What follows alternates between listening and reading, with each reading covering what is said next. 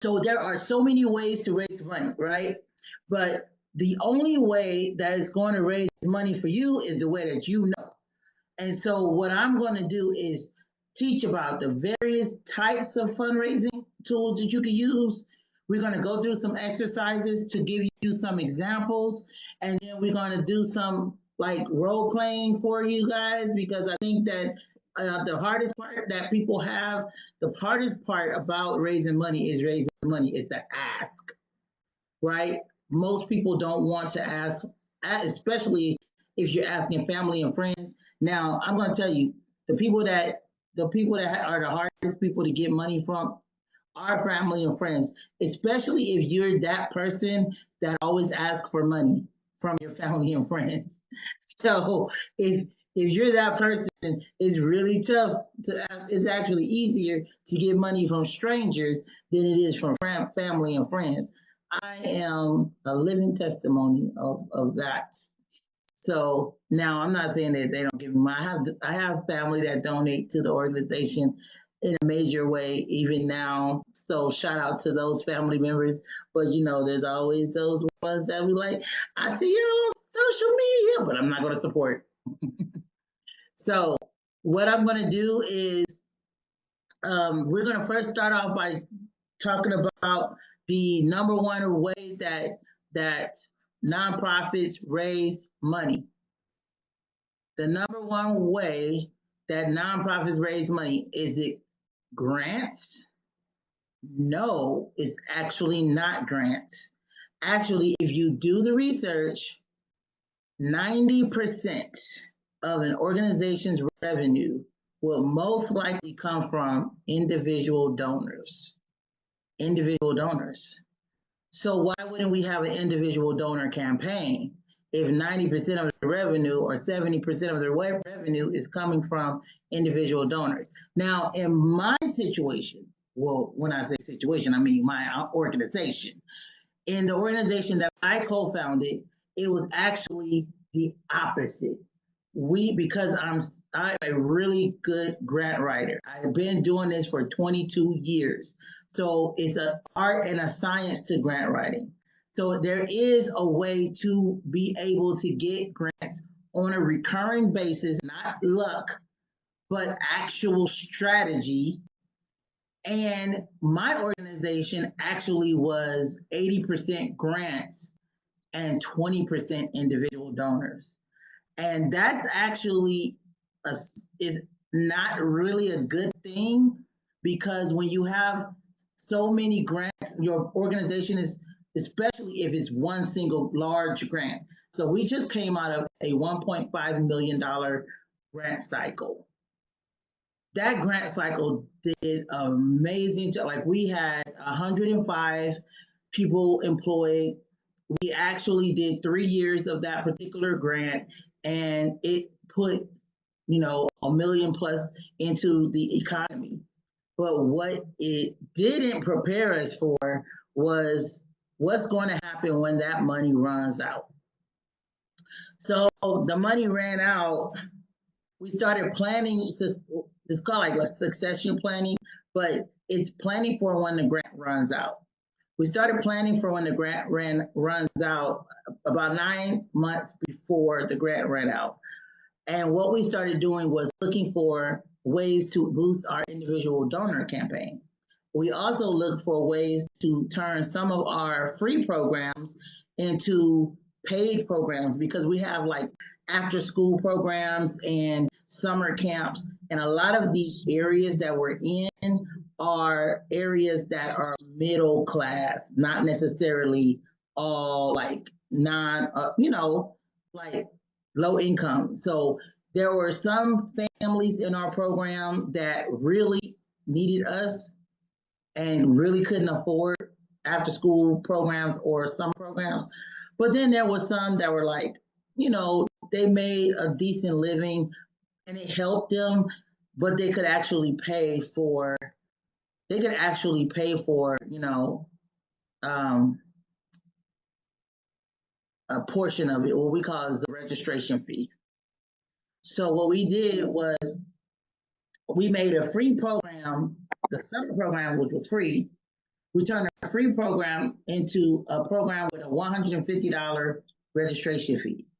It was a little pushback. But they still paid it because, I mean, this was $150 for the whole summer. Well, now, what summer camp you gonna find $150 for 8 weeks? It's not nowhere. It's $150 a week. The majority of summer camps run between $150 to, in my neighborhood, there's camps that's $400. So they were getting an extremely good deal, but we still got some pushback. So I do want you to raise money with grants. I want you to get grants, but I want grants to be like the icing on the cake and not the cake itself, if that makes sense. Grants I should say no more than one major grant. One grant shouldn't take up more than 25% of your revenue. So that if that grant goes away, that 25%, by the way, that one grant that I was just telling you about ended up becoming 60% of our overall revenue, which was not good. That was not good at all. And so we ended up in a bind because we depended so much, and I fell back. I got lazy. I gotta admit, I got lazy. Because I'm like, I don't have to write no grants right now. So I started writing. That's when I really started writing for other people and making money as a grant writer and as a grant judge. I started judging grants for the state of Georgia and for the counties. And I'm like, hey, I'll judge some grants. I got free time, y'all. I've done my part. Once you get one of those $1 million grants, it really does make you lazy. And so I stopped applying for grants for years. And unfortunately, it put the organization in a place where we didn't have backup grants for when that grant ended. So we have another grant that's going to be starting in October, but we're currently in a no grant period season. We have no grants going on right now. So the money that's coming in is coming in from donors, major donors, and board members. So pause on the individual donors because I'm going to tell you a hack of how to. This is why I say your board members need to be strategic. I can tell you that when it comes to individual donors, your board is one of those donors, your board member. Now, let me tell you something. If your board works at one of those locations that I mentioned on Tuesday, let me get on to double the donation because some of you guys wasn't here on Tuesday, and I gotta show y'all what I showed them on Tuesday. I figured out a hack on how to double somebody's donation based on where they work. So I have this, I'm gonna send y'all this link if you are on the challenge. If you're on TikTok, unfortunately, you need to be in the CEO Society in order to get this information that I'm about to share. So what I'm about to share is a portal where you can find a list of corporations that will match employee giving. Now, I am telling you, we just got an unexpected $8,500. $7,000 came from Salesforce because one of our board members worked for Salesforce, a vice president level, works for Salesforce, and she donated $5,000 or $7,000 to the organization, and Salesforce matched it. So that one person brought in $14,000 this year. It's only second quarter. So that's just one person. You guys do the math. I got 10 board members. Okay, now not all of them work for major corporations. Some of them are entrepreneurs. Some of them work for smaller companies that don't have these kind of programs, but about half of them work for major corporations. So what I want to do is show you a hack on how I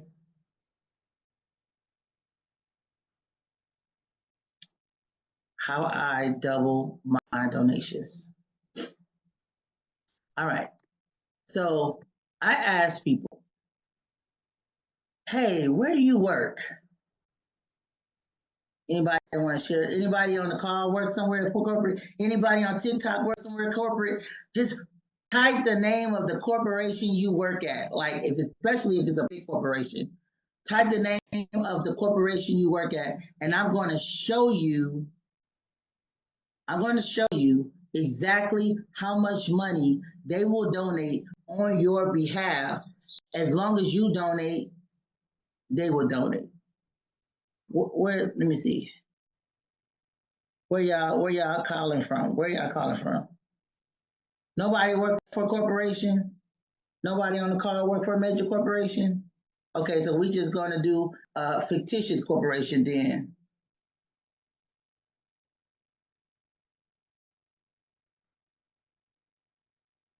Okay. Not fictitious, but I'm just gonna make up one. Let's see. Let's do a Fortune 500 company. I wonder if Tesla does it. Tesla, is they on here? Are they on? Nope, they don't. Go figures. Let's go with Burger King. Burger King. Do Burger King match? Nope. Let's go with where do people work at these days? Boeing. I'm putting Boeing, the airline company, because I know for a fact they do match. So let me show you.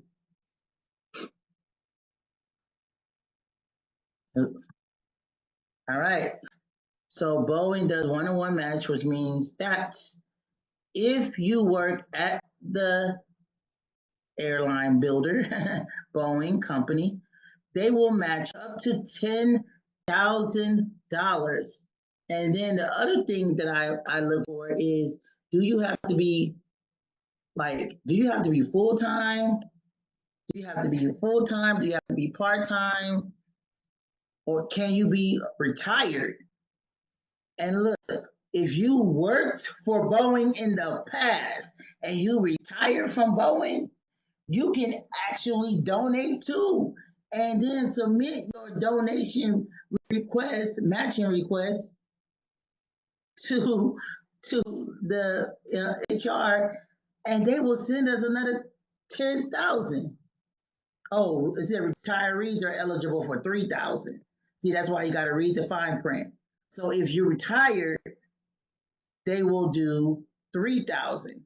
But if you are currently working for Boeing, and it says Boeing matches donations to most nonprofits, including education institutions, arts and culture organizations, civic and community organizations, environmental, health and human services, and many other nonprofits. So the fact is that where you work can actually double the donation. So think about if you have made a donation this year to anywhere, find out whether or not your company will match it. I just go to HR. That's usually the department that regulates employee matching. But if you work for like a huge, large company, like Boeing have like 100,000 employees, so they probably have a benefits administrator. That will be the person that would handle this. Somebody that's in the benefits department. Okay? Well, I just showed y'all how to double what one person gives. And so that just happened, like literally the check is coming. It says the check is on the way. I check the portal every month. I go in there and oh, by the way, there's a portal. It's called Benevity, Benevity. It's called Benevity. And if you're a nonprofit and those of you who are on the call, I'm going to have you guys register for Benevity because you actually have to be registered with Benevity, and they're going to like certify that you are actually a active nonprofit in order for you to get matching gifts. Now that's with Benevity, but there are other networks that verify, so they may not be, it may not be just only that one, but that one is definitely one you want to be on. Like that's a platform you want to be on, okay? And by the way, if you volunteer hours, there's also dollars for that too. I'm about to show you. I'm about to show you this. It's called dollars for hours, and I know someone who does it. Microsoft. So I'm going over to Microsoft now because I know for a fact they do it. I love Microsoft. I love having some Microsoft employees on my board, baby, because look how much they give. Look how much they will match. Y'all see that? $15,000. And if you full-time or part-time. Now, they won't help you if you're employee, retired. But if you work for Microsoft, come on over to my board. Now, granted, we are blessed because our board chair, our recently voted board chair, is a Microsoft employee, and he donates a lot of hours helping us set our systems up. So they give us they give him $25. They give us $25 for every 1 hour he volunteers. And he volunteers sometimes up to like 40, 50 hours a month because he's helping us like set our systems up. He's basically our IT guy on the side. And he gets $25 an hour, except he don't get it, we get it. On top of the fact that he donates $500 a month. So who's going to match that? Microsoft. Microsoft is going to match $500 a month up to $15,000. So how much money, just doing the math in my head, how much money would he need to give every month in order to max out the 15,000? Is it like 1,250? 1,000 would be 10,000. So that's 10 months. So it's a little bit over $1,000. He would have to be given like basically like $1,200 a month, which, well, not 1,200, no, because 1,200 times 12 is 2,400. So 1,000, y'all, my brain is moving really slow. That mucus. That mucus, still, as you can hear in my voice, I'm pushing. I hope I'm not disturbing you guys with my voice, but I'm at the tail end of this thing. All right, so get someone from Microsoft. Now that's just Microsoft. There are other companies that do dollars for hours. So there's two ways that one employee, by the way, that's not a part of this 15,000. That's a separate. They have $3,000 for the volunteer service and 15,000 for the matching donation. So he can actually bring in $18,000 just by himself. So he would put in 18,000. Microsoft would put in 18,000, $36,000 from one person. So I am extremely careful about who comes on my board. And we are a large organization now. So when I was a small startup, a lot of quality board members wasn't really attracted to us because we were so small that sometimes like you want to make sure that you're going to prove yourself. Until you do that, you probably have to bank on quality family and friends. And when I say quality, I mean, y'all know what I mean, to be on your board. quality family and friends to be on your board, all right? In the beginning, and find out where they work, and then see if they could donate. So you can actually create an entire donation campaign around matching gifts. Around matching gifts. All right. So if I am trying to get, how many of you guys want to do like an event, like a gala, or like raise your hand if you want to do like some type of event this year to raise money for your organization? Okay, so since you're going to be doing events, if you're going to do an event, this could be actually the time to find people who will be on what's called a committee. And that's basically just like volunteers who are hyper focused on one topic, and that could be just your event. So they are there to help you with your event. Now, the amount of hours it takes to plan an event, if you had a Microsoft employee that was on that committee and you need $25,000 to put this event on, you can actually raise the money from within the team. And then once you have the money from these other corporations, then the money that you make from ticket sales, all profit. Strategy is what I do. Strategy. That's a strategy that I've used and using right now actually for our major event that's in July. And by the way, if you're in Atlanta, July 26th, we are hosting, we just got approved for the largest, hosting the largest back to school bash, the largest back to school event in the state of Georgia. We're about to coin it. We're about to coin it. And I am about to raise $250,000 in the next 3 months. Watch me. From sponsors. I was just waiting for this venue. This venue is prime. It's where we host our state fair. And so it's already a super large venue.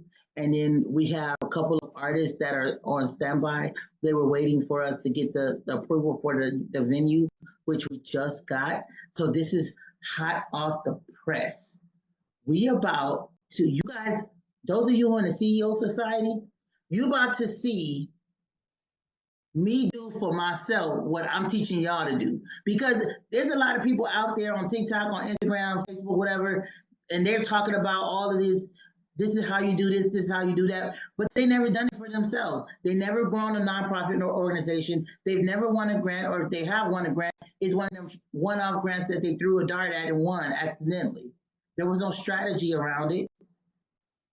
And what happens is they think they start teaching people and people are following them. I'm not throwing shade on nobody, because you want to make your money, go ahead and make your money and be an influencer and all of that stuff. But let me tell you, you better watch who you follow online, because there's a lot of people that saying that they've done stuff, but they really haven't done it. And in this sector, in the nonprofit sector, it is really easy to track back what someone has done, because money has a trail. And with, even if someone says, oh, I won this grant, well, guess what? You know what I do? I go to the place they said they won a grant from, and because all grants are public, honey. On 990 PS, they have to put public information. It's public information. If it was, especially, it was a certain amount, more than $10,000, it has to be. So what happens is that they will publish who won the grant. And if I don't see your name on there, baby, you didn't win that grant. You probably thought, you probably wish you won it, but you didn't win. Because I be verifying receipts. There's too many, what they call people out there flexing. Okay? So I want to make sure that you guys have what you need to do this, to execute this on a recurring basis, which is why I created some templates for you guys. I'm going to put together a folder of all of the tools that I use, from the solicitation tools, meaning like when it's time for me to ask for money, I ask for money in a certain way, and it's the same way every time. I don't shift it, because it's a system. It's a system of how you do it. Now, of course, you still have to kind of like, you have to be yourself. You have to use authenticity. If you're going to be talking to people, I do take people for a coffee or out to lunch if I'm going to ask them for like a major gift. And my husband do the same. Like he's about to take somebody out Friday. That's tomorrow, right? Yes. He's taking someone for a coffee. Someone from I think Burger King or McDonald's or one of those corporations, because he's getting ready to ask them for $50,000. So at least at the very minimum, he can get some coffee for them. So it takes that kind of nurturing, because sometimes people they don't know you. You're not the Boys and Girls Club. You're not St. Jude's. You're not American Cancer Society, right? So these are the organizations that people know and trust. And because you don't have that yet, and I'm saying yet, because one day you're gonna speak this. One day my organization will be a household name. Say it out loud. My organization will be a household name. And I used to say that to myself. My husband used to say that. And guess what? We have literally became a household name. We're in the same rooms when people are talking about quality youth programs. People are on panels. They will say, programs like Boys and Girls Club, Opportunity Knots, YMCA, like we're in that list in Georgia. Now we are in the process of what's called creating affiliations and chapters, which is going to make us a national organization. So without telling you too much about how we're doing that just yet, because we are learning how to become a national franchise as we speak. But in order to do that, we have to have some things in place. So I want to teach you about that when we talk about like systems, SOPs and stuff like that. All right, TikTok, that's all you get. All right.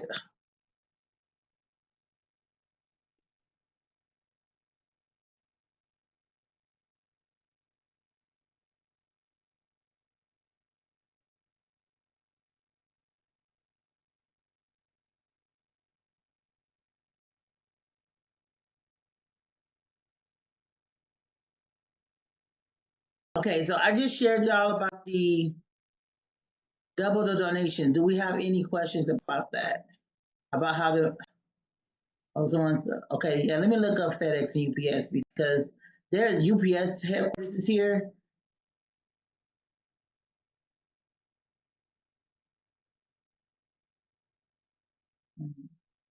Let me put that. I took it off, but I'll show you. Those are actually really good ones because they both have major presence here in Georgia.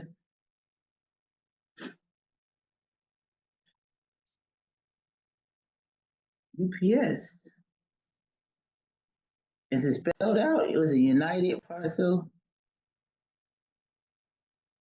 There we go. They had a whole, that's the government name. Oh, come on, UPS. 2,500? That's all you. Oh, okay. So UPS is on the list. They're gonna give you $2,500. But hey, something's better than nothing. Okay, let's take a look at FedEx.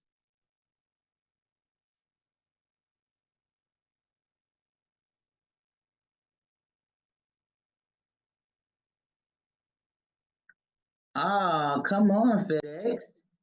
You guys don't have one. Okay. So UPS has one, FedEx does not.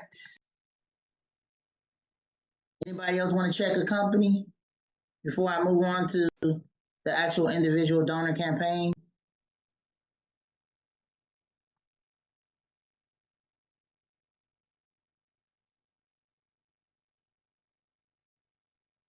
Okay.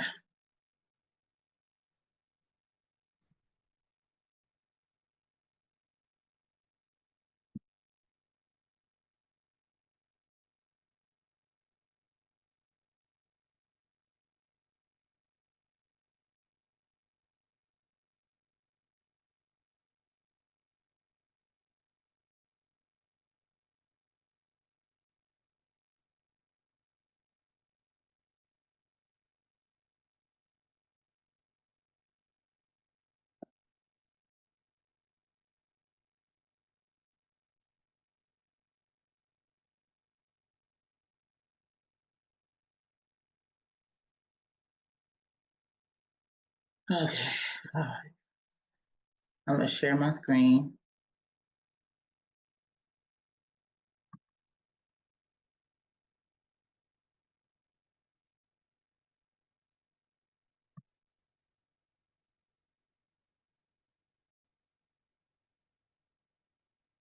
That's not what I wanted. Hold on. I got way too many windows open.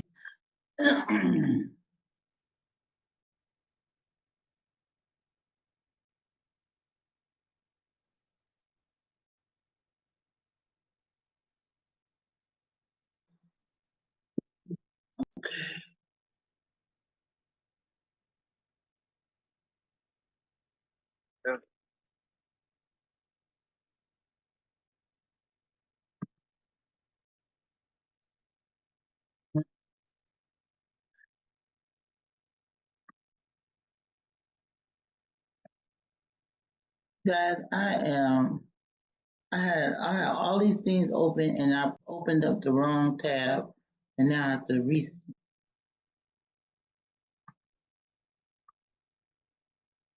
too many tabs, too many tabs. Okay, individual donors. All right, here we go.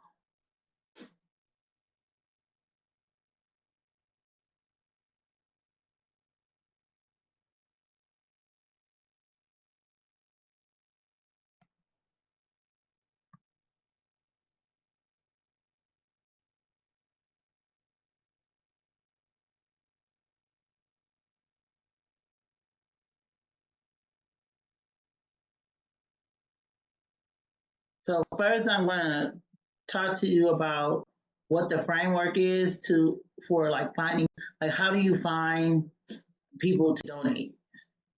How do you find people to donate? There you go. So I created this framework called the grant framework, and the grant framework pretty much works for pretty much all solicitations. So first you gather opportunities, right? And I'll share this because this is pretty long. I'm going to I'm going to share this document so you can have it. So I want to take this off. The goal is to identify those donors that have already shown that they care about the subject that your organization is about. So your organization is about feeding the homeless, then you will put out there, like on your social media, you can start with that. You can start with sending text messages to people and just saying, hey, I started a nonprofit organization that's feeding the homeless. Would you be open to donating $10 a month? Now, I'm starting out the gate. You guys, we're going to come out the gate with an individual donor campaign that is a monthly recurring donation campaign. The reason why is because I feel like if you have if you have the right things to, if you have at least like $500 coming in every month, because that's, if you asking for $10 a month, that's 50 people, right? $500, yes. So if you can get 50 people to donate $10, just $10 a month, then what you're doing is you're building up what's called your floor. Your floor. That will give you a baseline to know how much money you will have every month to do some of the business that you need to take care of for the organization. So if you need flyers this month, if you need to pay for a cell phone to, because you may want to have a, we have a separate cell phone for our organization. We don't use our own cell phones. But it took a while. So what we did was we got Google Voice numbers in the meantime. When we first started and when we were coming up the reins, we were using Google Voice and then have the Google Voice number transferred to our phone. And of course, when Google Voice calls, you'll say, this call is from Google Voice. Would you like to accept it? And that's how we know that it's a Google Voice number. And then when you answer it for the organization. Hello, Think Yourself Inc. You know, you have the way you answer your organization phone. But what you want to do is have some money coming in every month so that you can be able to handle some of the organization business. Every year you got to pay, you got state filing fees. Now, some states you don't have to pay the actual filing fee, but in Georgia you do.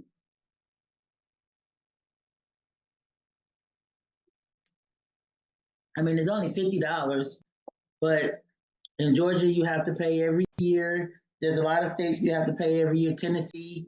So you have to make sure that you have the money and that it's not coming out of your pocket. Now, in the beginning, the first year, maybe if you do what I tell, if you do exactly how I show you, you won't be paying out of your pocket for very long. Okay? Because I know what it's like, even up through recent, to have to use personal money for your organization. And what I started doing, like as we started growing and we got money coming in, what happened is we expand our expenses. We increased our expenses. So we was always coming out of pocket in the beginning. So what I would suggest is that as your money comes in from the donations, stay within that budget so that you're not using money out of your own, out of your work. Some of y'all got full-time jobs, or you may, got spouses with full-time jobs and they're supporting this vision. Well, I'm here. I'm all for it in the beginning, but after a while, guys, it's gonna get very cumbersome to pay out of pocket for everything. Out of everything that you do, I want you to focus on raising money so that you can get a budget to work from. That's like number one priority, along with your board. Your board is going to help you raise money, the right board. Okay, so R says research. So you're going to research where they work. This is why I was saying, like, individual donors can tell you where they work. And if you are strategic about it, I feel like I should do this on my social media. Hey, does anybody on my timeline work for Microsoft? Now, I can tell you one thing, LinkedIn, if you do not have LinkedIn, you better get you a LinkedIn. LinkedIn is the gold mine. It's the board member gold mine, and it's the matching donations gold mine. Because as I'm about to show you better than I can tell you. I'm about showing you. as you get these connections on LinkedIn, you're going to find that some people work for those places that's on the double matching donation. And if you get to know people, now some people you on LinkedIn, you already know. Maybe you used to work with them at another job or you went to college with them. That's how my LinkedIn is. I have a lot of people on my LinkedIn profile. Okay, here we go. I'm about to share this with y'all so you can see.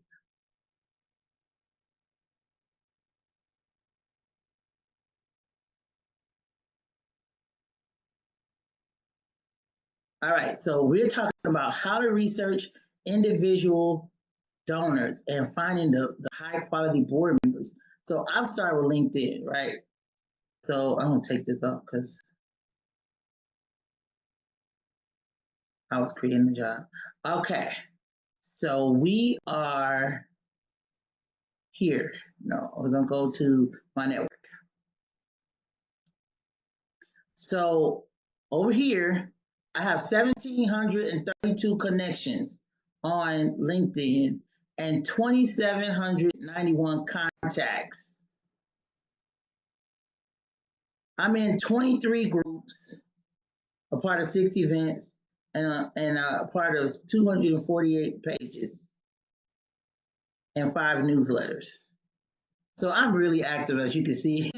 I'm really active on LinkedIn, and that's because I do all of the board recruiting. By the way, I got like 35. I'm at the point now where people are coming to me asking me, can they be on our board? Well, I don't do it that way. What I do is I post a job. I go to job. This right here is the hack. I call it the hack. This is the secret sauce of what major nonprofit organizations do to find really solid people to be on their board and to be a part of different committees. So what I do is put this job, manage job posts. I'm going to show you a job posting that I just recently did that I have open right now. Look what I have open. Look what I'm looking for. Advisory committee members. So the board says, hey, let's not look for board members. Let's look for people who can be an advisory committee member first. Let's see how they work. And if they work well, then we will invite them to be on the board. That's how exclusive our board is now. You can't even just jump on there. It used to be back in the day, if you have the $500 board dues, we would let you on. Come on, come on in. Now it's exclusive, and that's how you want your board membership to be. So I'm just going on here to show you the listing, and as you can see, I have someone who applied who is a brand marketing specialist at the Dulles, who went to Spelman. Someone, now, by the way, everyone who applies have to be based in Atlanta. So this person have been in Pakistan is not eligible. So I will normally it will automatically reject them. So that means they answered the questions wrong. That's why we have the qualification questions. But this person is here in Atlanta, and they work for the Russell Innovation Center. So what we're looking for, so that means they're in nonprofit programming. So what we're looking for are people who, now I'm gonna pause this. I'm gonna close this one. It didn't necessarily get, I didn't really get the type of, see, I changed it from saying board member to advisory committee member, and I started getting people who were like fresh out of college or that's not what we're looking for. They have to be very, very experienced in order to be on our board, especially advisory level. I'm going to put a new ad up, but you can see the job description. We have our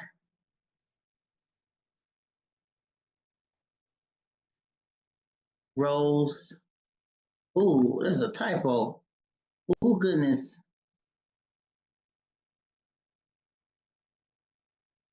Must have been a copy and paste situation.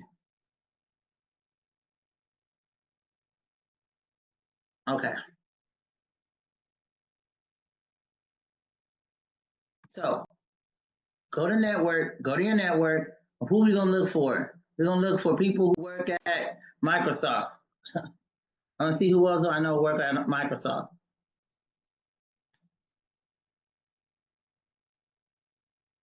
So Rudy's gonna come up because he's on our board. So you can see who's the first connection. So you will click first. First meaning you already are friends with that person. Okay? So I told you Rudy was gonna come up because he is our board chair. And he's listed as our board chair in his bio. So that's our board chair. But there are other people who work. Oh, this is skills Microsoft. No, I need people who work for Microsoft. Okay, yeah, they do work at Microsoft. Okay. Azure, Microsoft, the other Microsoft entities. Oh, I see now that some people who have the skills and certifications also fell through the cracks. So I'm going to go to the filters and I want to put it as first I want to make sure that they live in Atlanta. The current company is Microsoft.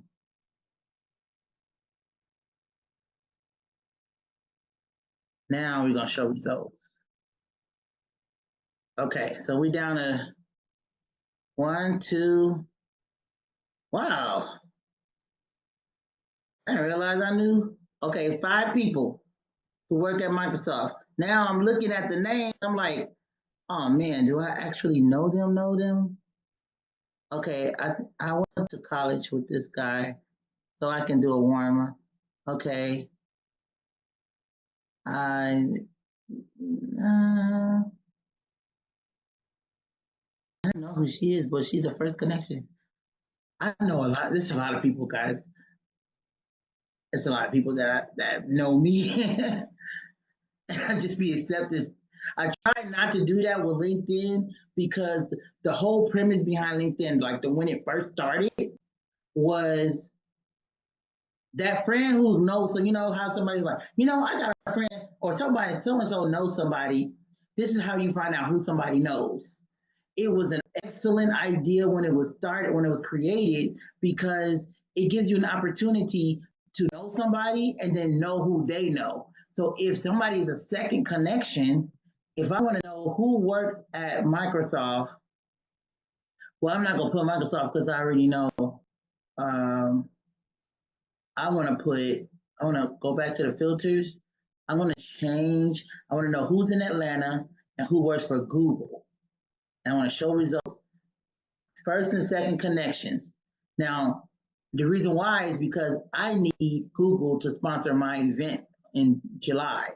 So I want to see, who do I know? Who do I know? Wait, the skills thing still came up. Let me make sure the filter was under current company. That's Google. Okay.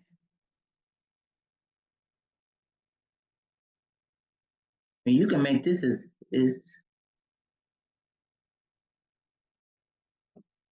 so I also want to know who works for corporate social responsibility department. But let's see, senior program managers, like the people who you want to talk to are the ones who run the corporate social responsibilities department, corporate impact, community impact, that they will have that in their title.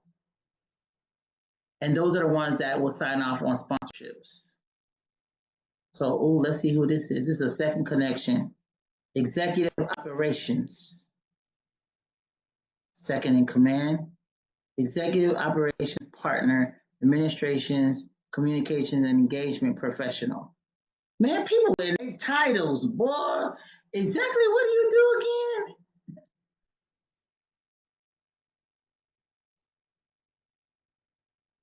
So yeah, I'm like, I don't know exactly what she does, administrative business partner. But she works at Google and she's in Atlanta. So sometimes it's just a matter of saying, hey, I see that. Oh, now she's a second connection. I would have go to first connections first. Wait, I don't have no first connections. See, I'm looking at this where it says second. Wow, I don't know anybody who worked at Google, y'all. That's crazy. So when y'all go on y'all Google page, when y'all go on LinkedIn, type in Google, do a search to see if you know somebody, and then send me a connection, and then we'll also be second connections with them. So at least these are second connections, which means that somebody I know knows them. Somebody I know knows them, and they're telling me here. They're telling me here. Who do I know who knows them? These are the names.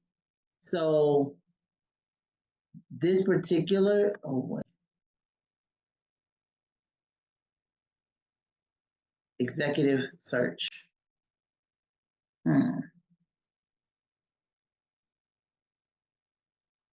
Did y'all learn something from this?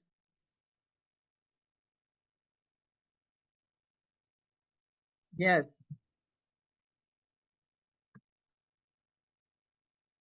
Okay.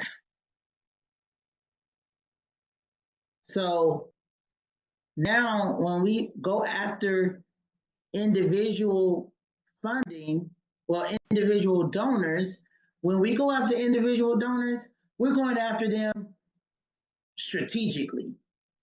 We're not just going like I used to use this all the time, like a dartboard. You just take a dart, you close your eyes, and you say, "I hope I hit the bullseye."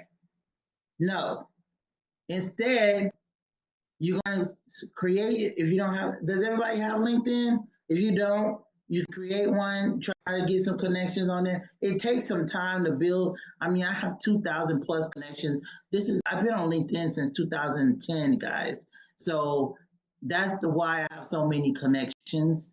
But it's really about, and I said 2010, 2012, when I was in grad school. They made us do one when I was in business school because it's really about connections.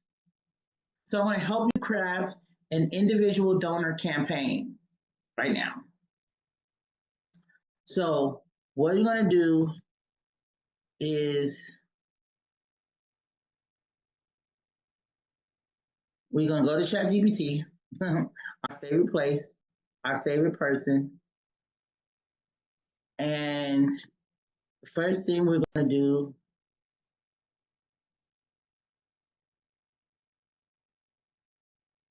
is we're going to type up a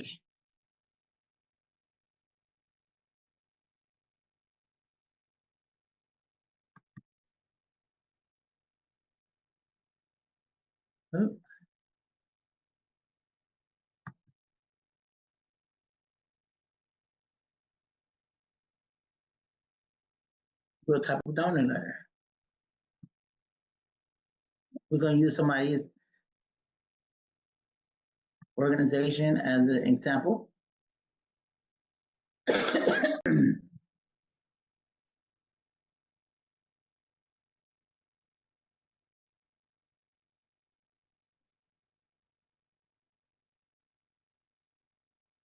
Okay.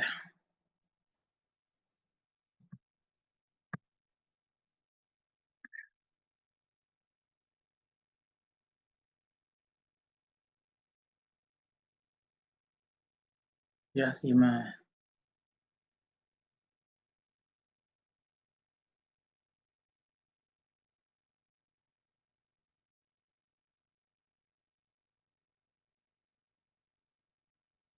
Individual donor campaign. I am creating an individual donor campaign for type the name of your organization in the chat.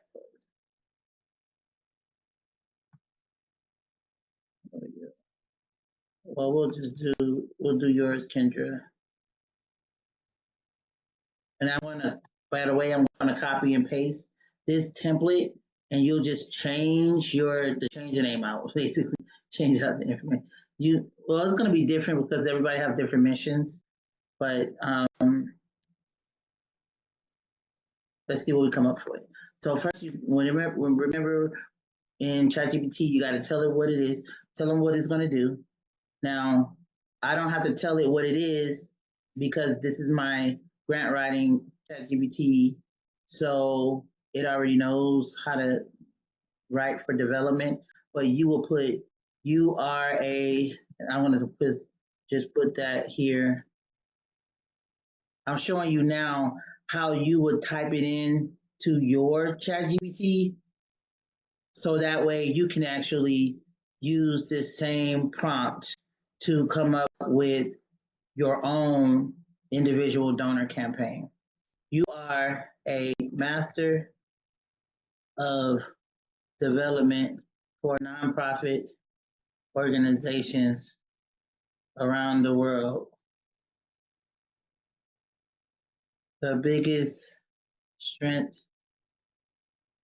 you have is building individual, I'm pretty sure I spelled that wrong. Individual donor campaigns that can be copied and pasted for multiple organizations. Now I'm adding this.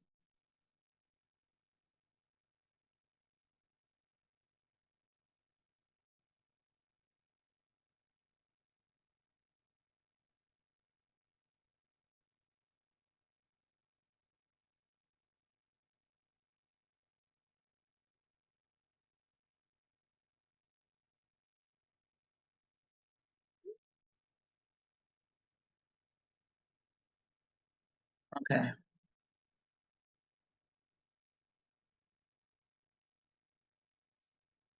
We're gonna, never can spell that wrong. Okay. I'm adding this next line because that will help me come up with a template.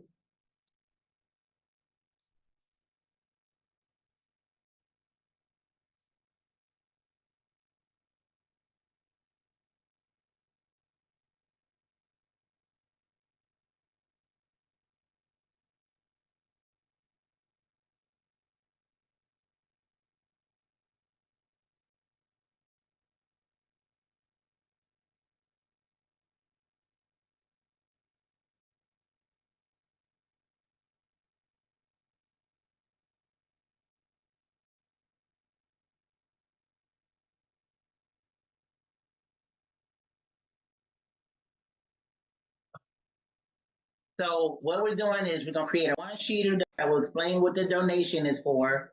We're gonna create a solicitation letter that's basically going to go out to companies or to individuals, or you can copy and paste it and email it out to people, which asks them to be a part of your, we're going to call it inner circle. Let's call it, say give the campaign a name, and the giver will be a part of some type of recurring giving circle. Give that a name too. Okay, let's see what comes up. Now I just made it blanket to see if it will come up with something that we all can use, and I will use it too. We creating. Oh, I love that. The Impact Circle campaign, a recurring giving campaign to help build sustainable funding for mission-driven work. Donor Circle name, the Impact Circle, monthly giving society. Members of the Impact Circle commit to monthly giving to provide ongoing, stable funding for programs, operations, and growth. Members receive exclusive updates, recognition, and invitation to quarterly virtual impact briefings. So whatever you say they're going to get as a member, you better deliver, because that's a part of being a member. Just like are you a part of any memberships? If you're a part of a membership and they say exclusive, by the way, I'm creating a membership. Just side note, if you are in the CEO Society, we now will be launching our CEO Society, our CEO Circle, which is a part of the CEO Society, and it will come with a exclusive community that's only for nonprofit founders and CEOs. It can't be like nobody who's working for the board, or they can't be the program person or your secretary. The reason why it's for founders only is because you are the ones that make the most sacrifice for your organization. And there are things that you will deal with that other people who are part of your organization will not do it. And that's why I created this community for founders and CEOs only. Now I'm going to do a separate community for nonprofit leaders, and it's going to be called Leaders, because those who are program leaders and board members and all of the other, they are all leaders. And that will open it up for other leaders. But the CEO Inner Circle will be specifically for you guys, because I'm curating what I'm putting together is going to be amazing. Everything that I'm doing right now, honestly, if I had this when I was coming up in the ranks, when I was at the Boys and Girls Club as the executive director, I did not feel supported while I was there. I did not feel supported as a startup nonprofit organization. I did not feel supported as I was coming up the ranks with my own nonprofit. And I nearly had a heart attack, guys, ladies. And I said to myself, I would never put myself back into that same position. I made some changes. I made dietary changes, started walking, I started losing weight. I'm down like 50 something pounds already. I have more to lose, but I'm still on the track of self-care and helping being myself, becoming more of what God created me to be. And that is all that I want for anyone who is in the CEO Society. So when you're talking to people about the Impact Circle, they need to understand that they are really your partner. So I really want to use the word partners in that, somewhere like in that title, maybe the Impact Partner or something, the Partner Circle, because they really are partnering with you in growing this vision. And so I am going to change that word. So I'm going to say, I really,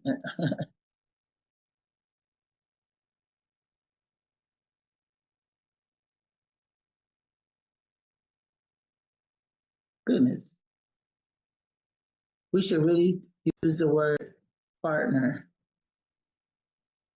instead.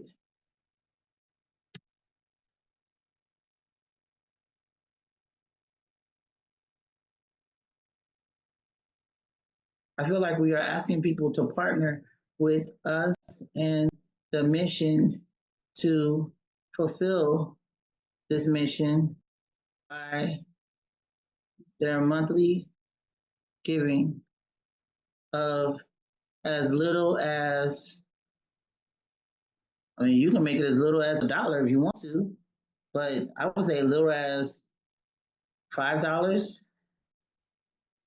Do you think somebody's, I'm like, think of the number that most likely won't bounce back for most people. So I'm like, at least most people, unless they're in the negative, most people have $1 or $5 in their bank account, unless their account is negative. But I say $5 is a good starting point if you have a demographic that's not super rich, right? But if you do have some rich partners, if you do have some rich friends or rich relatives or anybody that's willing to partner with you in doing this for you, I would ask if they would partner and give you, put it on their card for like $100 a month or $50 a month. So you can change that dollar amount. So let's see what it do. Mission Partner Circle. Y'all like that name? Mission Partner Circle. I don't know if I like mission partner.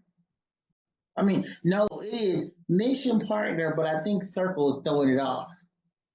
Become a mission partner. We'll keep working on that. Become a mission partner. Fuel the work every single month. We don't need more donors. We need partners. People who believe in the mission. And you can put here people who believe in me because you're sending it out to people you know. So people who believe in me and the mission and want to be a part of something that lasts. Today, I'm inviting you to become one of our mission partners by joining our mission partner circle with a monthly gift of just $5 or more. That small decision, it fuels meal, and then this is what you will put. That small decision, it fuels, and then this is where you will put what you do. So, meals, mentorship, housing, all the other stuff that's pertinent to your organization. When you become a mission partner, you'll receive a quarterly impact partner briefing showing how your gifts are being used, recognition as a founding member of our monthly giving community, exclusive updates and invitations to donor appreciation events. And what we did was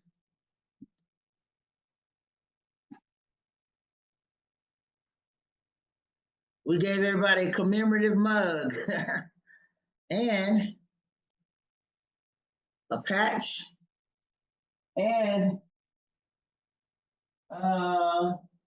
we got pins too. Let's see the pin.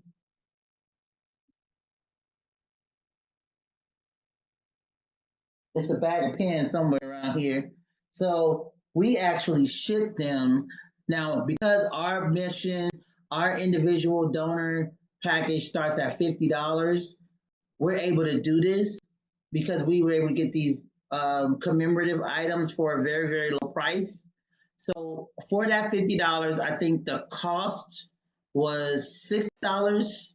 So our revenue from the 50 is about $41, $42. No, after we ship it, ends up being like $38 that we actually make off the 50. But that's off the first 50. Remember, they're recurring. It's recurring. So that's just only on the first $50. It's about $12 taken out because we do ship this to them and they get a little small box. I wish I had the box too to show you. It's so cute. But then those who does $1,000 or more, we recognize them with a commemorative plaque. This is wood grain. This is wood. And this is silver trim. These plaques are not cheap, but they donated $1,000, so we can spend $50. I think this was $75. We can spend $75 on a really nice award because they deserve it. So I'm giving you an example of how you appreciate people who actually giving you money. So we have to actually ship this to him because he didn't make it to our event, the event that we say we're going to honor them at. So everything you say you're going to do, you need to do it. Otherwise, it's going to seem like, oh, I'm just giving money and they're not even recognizing me. So why do I need to give money then? Then after they give money or after they sign out, you need to send them a personal thank you letter. And this is like, hey, you're official mission partner. Now, ultimately, as you start growing, there are systems that you can purchase that will do all of this for you. So once they make a donation in the system will send them a thank you email. So it's like it's something that you probably would be doing in the beginning, but after a while, you don't have to worry about doing it for a long time once you start really picking up the money in there. Okay, I'm gonna put this in a Word document, send it to Janine. She can get it to you guys. I am probably I should make some just because this seems like really vague. I want to say this is for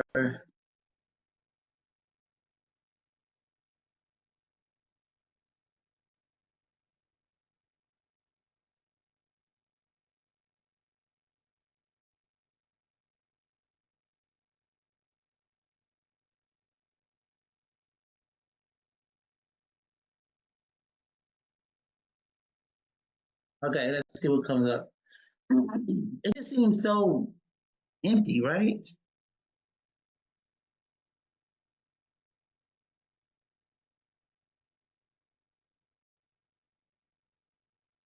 So I finished this.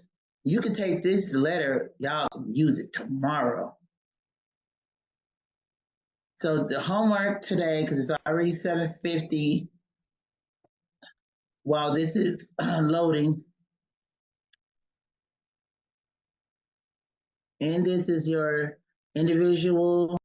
Now I'm going to send this to you, Kendra, but I'm going to recreate another one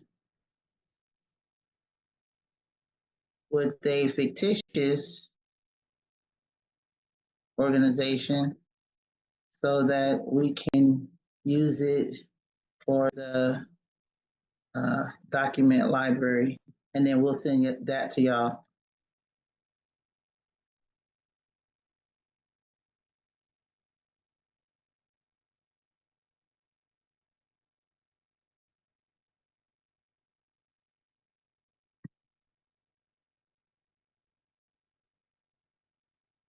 Okay, Kendra, I'm going to send it to you in DM. Okay, thank you. Hopefully it's not blank. Open it and make sure it got a letter. It got the letter in there, the solicitation letter, the campaign overview. So your goal, your homework is to find three people. All you have to do is get their verbal commitment that they will be willing to be a part of your mission partner circle. And their commitment is, well, you know who they are. So don't start low if you don't want them. I should say this. Start high, like $50 is high for a lot of people because that ends up being like $600 over the course of a year. But start off with $25. If they say, well, $25, I say, okay, how about 10? Can you do $10 a month for 12 months? And if they say yes, then when you come back tomorrow, your homework assignment is to find three people who will commit to being in your founding circle, the founder circle, And that is your circle who will be willing to donate monthly, the founder circle. I'm doing the same thing. I'm doing with you guys. I'll do it with you.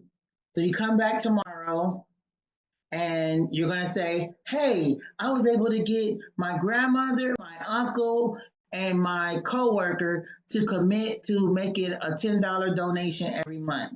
They said they'll start next month, or they'll start tomorrow, or they'll start this month. And then once you got your recurring donations secure, I'll show you a couple of platforms that you can use to set it up so that it'll be on autopilot. But if you don't have your organization bank account yet, first start there.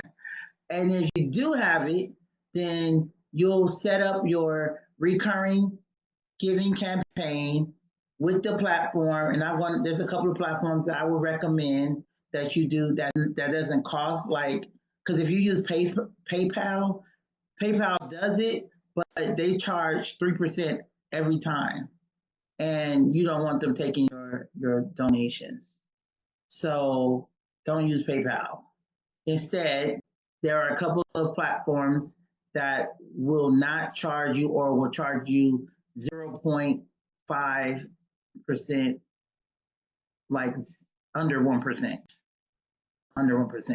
for the donation. So if it's like $50, if it's like $10, they'll charge like 90 cents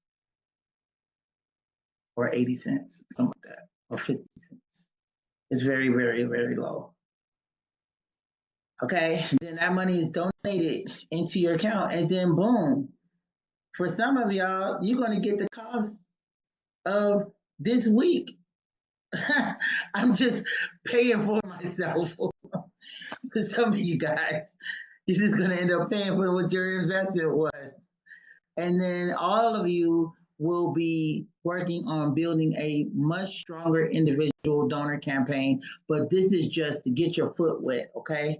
And then if you're in the CEO Society, we'll be working in depth on this next week. The individual donor campaign is going to be the number one priority to get up and running, because that's where the majority of your funds are going to come from. And then the grants are just going to be icing on top of the cake. Any questions? Oh, and I better go back to ChatGPT before the time's out.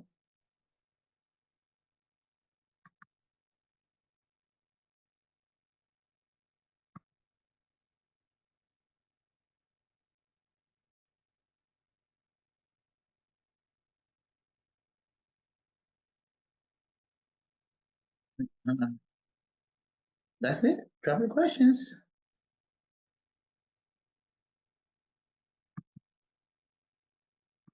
No one?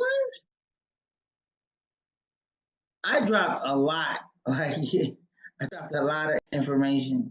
So if you need a day to digest, then we can convene tomorrow. Tomorrow, everybody gonna be on camera, not just me. I'm not seeing no black screens tomorrow. And tomorrow is the launch of the campaign. So it's about we're gonna get grant ready, right? So the whole goal for today was to ensure that you are ready, you have the systems that will be able to receive a grant when it comes in. So tomorrow is the last day. We are going to talk about branding and messaging, and we're going to talk about the launching of your campaigns.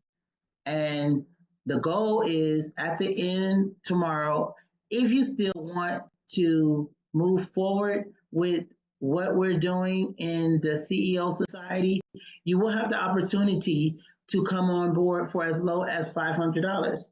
Now, the program is $5,500, but let me tell you, it is, I can tell you there's people that on the call that's in CEO Society. You will want, when I say you're going to get grant ready, you're going to get ready. You will be prepared for government contracts, grants, individual donors, your website, and like you're going to be looking like a major organization by the time you finish. It's a 90 days program, but you have 12 months of support, 9 months of support after the 90 days. So the 90 days will get you ready. Some people are getting ready to graduate from the program, and they'll be working on their organization moving forward and building their fundraising. And that's what we do. We're going to be raising funds throughout the year, and I'm going to show you the easiest ways. I showed you some really easy ways to raise money today. And if you don't raise money with these techniques, I'm like, you just didn't do anything. I know that you're going to raise money in the program, so please consider joining us in the CEO Society. It's only $500 a month, and it is only for once you pay it that one time, or you can just pay the $5,500 all at once. $5,000 if you pay it all at once, $5,500 if you pay it over the course of 10 months. But at the end of your program, if you're not making more money than you was making, our promise is we won't stop working with you until you have made back at double your investment. So that's how so confident we are in making sure that your organization grows, period. And not just your organization, but you grow. You grow and your organization will grow. Okay? So that's all. My time is up.